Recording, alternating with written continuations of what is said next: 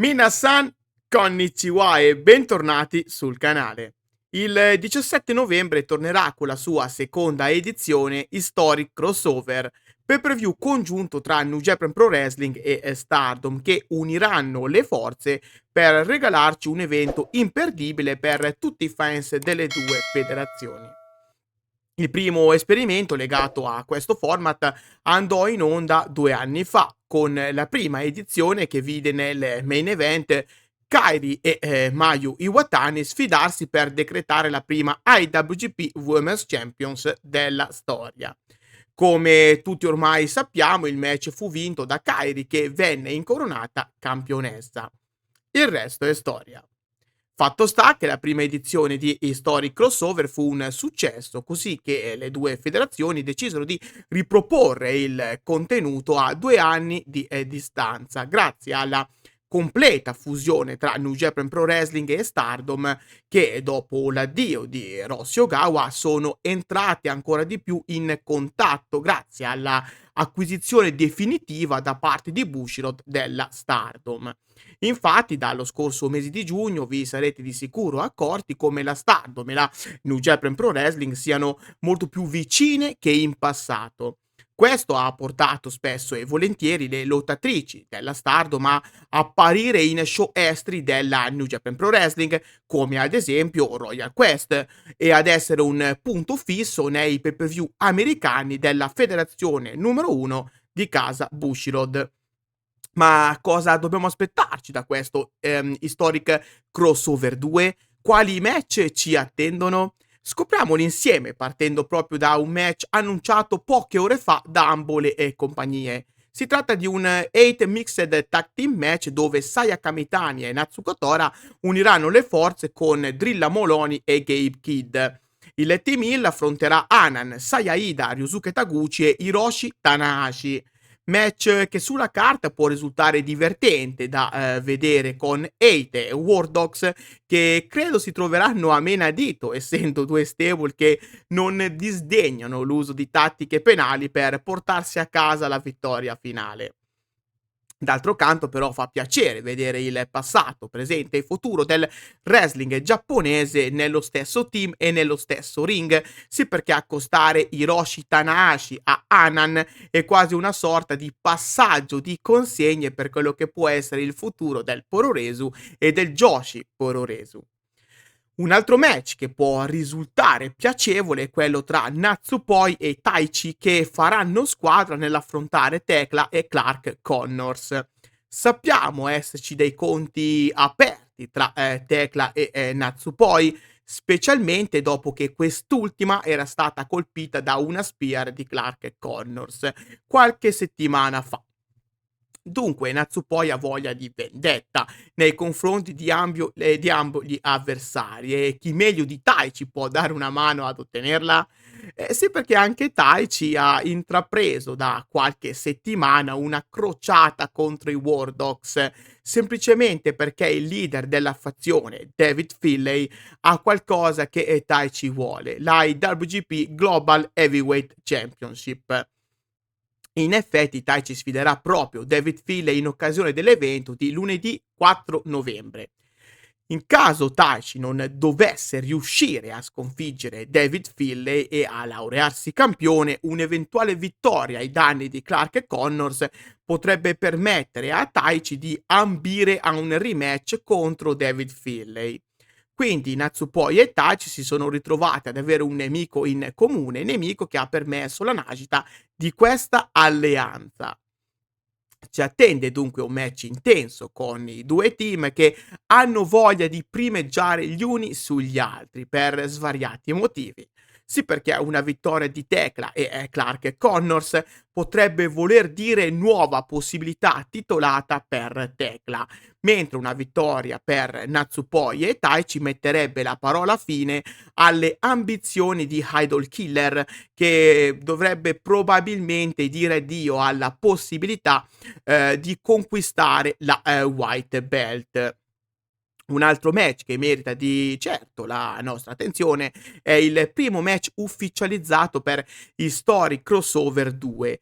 Un match che conosciamo ormai da diverse settimane e vedrà Zack Sabre Jr. e Maika unire le forze per contrastare il duo formato da Starlight Kid e El Desperado, con l'atleta mascherato della New Japan Pro Wrestling che farà finalmente il suo ritorno sul ring dopo un brutto infortunio che lo aveva tenuto lontano dal ring per qualche mese. Questo match ha permesso alle due compagnie di unire sotto lo stesso tetto i due vincitori dei tornei annuali più importanti di ambo le federazioni, con Zack Sabre Jr. vincitore del G1 Climax e Maika vincitrice del 5-Star Grand Prix. Anche i loro avversari hanno qualcosa in comune, entrambi portatori di maschere in stile lucha libre con stili di wrestling unici che si sposano bene tra loro e con molte similitudini a partire dalla loro mossa finale di sottomissione.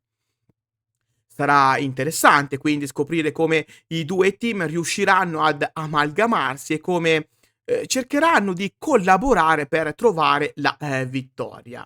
Gli ultimi due match di cui parleremo quest'oggi sono entrambi match titolati, di cui uno di loro completamente femminile.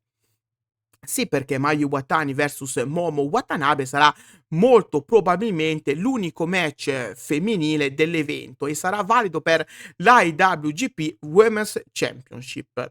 Un match dunque che vedrà Mayu Iwatani difendere la sua preziosa cintura, un match che darà la possibilità a Momo Watanabe di entrare nella leggenda e scrivere il proprio nome tra le più grandi lottatrici nella storia del Joshi Pororesu, perché una sua eventuale vittoria vorrebbe dire battere innanzitutto Mayu Iwatani che da quando ha conquistato il titolo, ormai più di un anno fa, si è dimostrata imbattibile e vorrebbe anche dire conquistare un prezioso alloro che fa gola a molte wrestlers, perché se è pur vero che il titolo femminile della New Japan Pro Wrestling da quando è nato ha passato momenti altalenanti, è giusto dire che la sigla IWGP appartiene a ciò che oggi c'è di più importante nel wrestling mondiale e conquistare una cintura con quella sigla vuol dire scrivere il proprio nome tra le più grandi leggende di questo sport.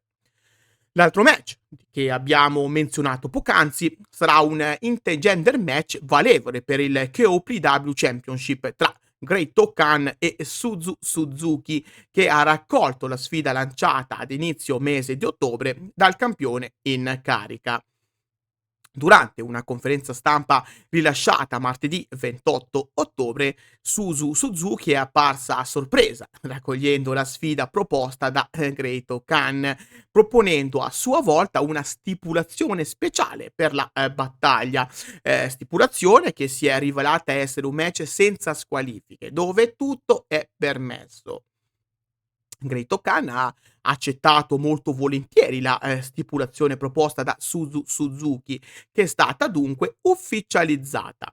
Una stipulazione che può favorire Suzu Suzuki, abituata a prendere parte a questa tipologia di match prima di entrare a tutti gli effetti a far parte della Stardom. Onestamente non sono un gran fan dei match intragender, ma, se gestita bene può farci divertire. In realtà questo match è il match che probabilmente ad ora attendo di più, di ciò che hanno in serbo per noi le 2 compagnie. Questo per il momento è tutto ciò che conosciamo riguardante Historic Crossover 2, evento che ancora una volta vi ricordo andrà in onda domenica 17 novembre. Sono sicuro che presto verranno aggiunti nuovi match. Ecco perché vi invito a seguire il canale iscrivendovi e attivando la campanella per restare sempre aggiornati con tutte le ultime news della Stardom. A tal proposito vi invito anche a seguire Donne tra le corde sui social e sul sito web per tutti gli aggiornamenti riguardanti le vostre atlete preferite nel mondo della Stardom, della WWE, dell'AEW e così via. Con Donne tra le corde troverete sempre ciò che più fa per voi. Dal vostro amichevole Chirito di quartiere per oggi è tutto. Grazie di cuore e alla prossima. Bye poi!